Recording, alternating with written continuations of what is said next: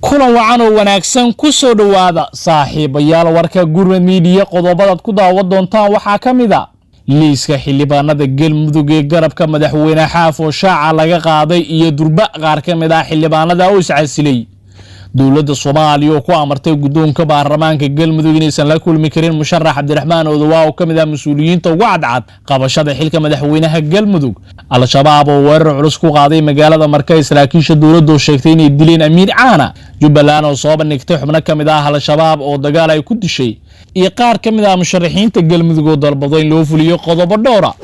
haddii aad ugu cusub tahay fadlan daawaday subscribe channelkan si aad u hesho wax kasta oo aan channelkan soo gelino aan ku bilowna magaalada Markaay ee xarunta gobolka Shabeellada Hoose dagaalamayaasha al-shabaab ayaa salaadii maghrib ee xalay kadib waxa ay weerar ku bilowday qaraxyo ay ku qaadeen magaalada Markaay ee xarunta gobolka Shabeellada Hoose wararkii ugu dambeeyay aan ka helayna marka waxa ay sheegayaan in ciidanka xoogga dalka ee ku sugan magaaladaas ay iska caabiyeen weerarka ay ku soo qaadeen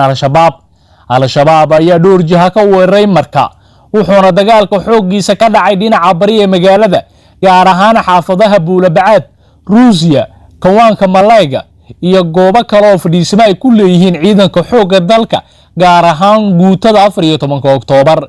dadka ku sugan marka ayaa noo sheegay inuu joogsaday dagaalkii muddo hal saac ku dhow u socday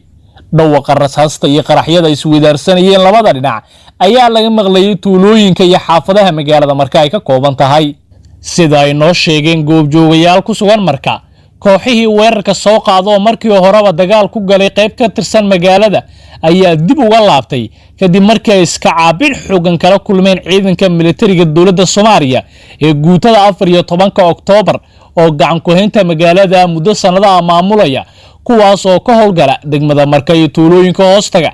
taliyaha ururka afraad ee guutada 14 Oktoobar Dhamme Cusmaan Maxamed Muuse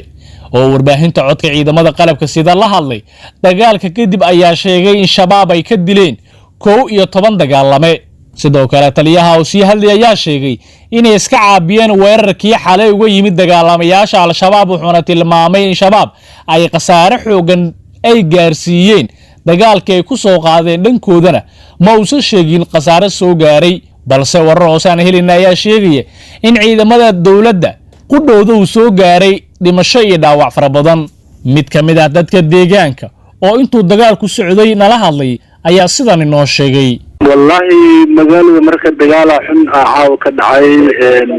waxa dagaalkaasi maqribigii ilaa iyo cishiinta ka dhacayso marka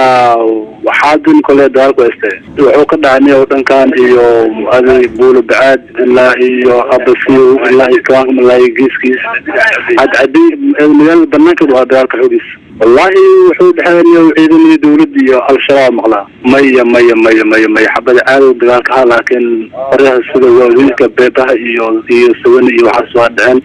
hadii muddo 10 daqiiqo oo kale zaad dagaalku socday والله حالك وادنت حارة مجال وادكنت هاي واحد بله مجران واحد قصار أو لشيء مجران إن قصة أي ويسكت هاي لكن حال جود مجال وادكنت إنه دور دكن خيفتان لدعاء 14 أكتوبر دكن مش عاود ذلك دعاء لكن مجال إن بور سكر السيما كم عيدهم هذا نفسه دكن لكن ذلك مش كم بدأن وقد دعاء نكاهي حيبه وقد دعاء السبب كمان من لا يكون يسي عددي لا يوادي إن بون تبنا من اللي راي يسكوب من ثلاث وكذا xaalada marka ayaa saaka ah mid kacsan waxaana xiran dhamaan ganacsiga isu socodka gaadiidka magaaladaasi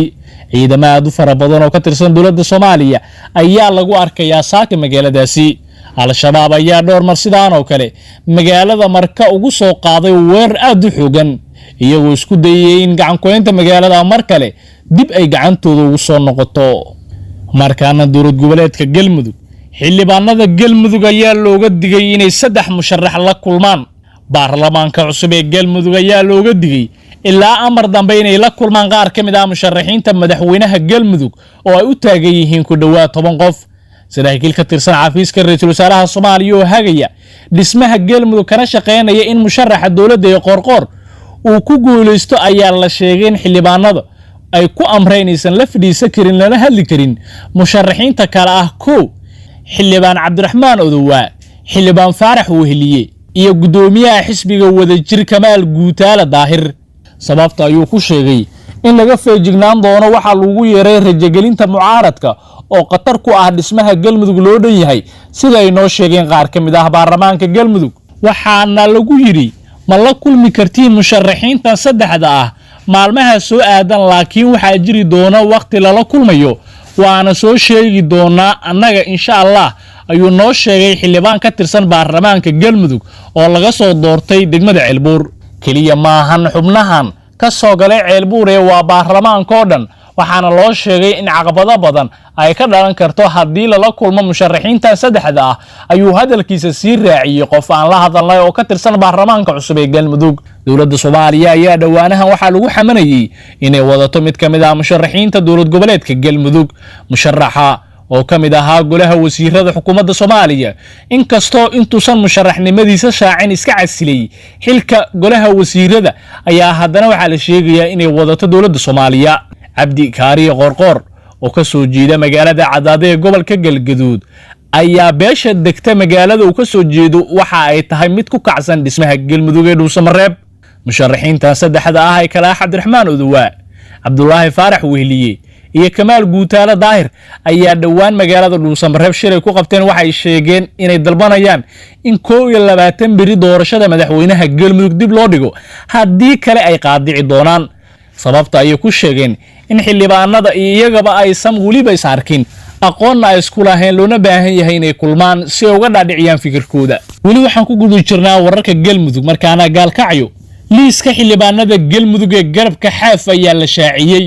guddiga doorashada galmudug ee magacaabay madaxweynaha galmudug Axmed Ducaale Geela Xaaf ayaa soo saaray liiska baarlamaanka labaad ee galmudug xildhibaanada liiskooda la shaaciyay garabka madaxweyne xaaf koonfurta gaalkacyo ayaa gaaraya 68 xildhibaan kuwaas oo qoraalka lagu sheegay inay soo xuleen odayaasha rasmiga ah ee saxiixayaasha beelaha galmudug warqadda lagu shaaciyay liiska xildhibaanada cusub garabka madaxweyne xaaf ayaa lagu cadeeyay magacyada xildhibaanada iyo beelaha ay ka soo kala jeedaan liiskan cusub ayaa looga dhawaaqay magaalada gaalkacyo dhankeeda koonfureed oo galmudug ay ka arrimiso waxaana halkaas ku sugan madaxweynaha waqti xiliidkiisu dhamaaday galmudug dowladana khilaafka uu kala dhaxeeyo Axmed Ducaale Geela Xaaf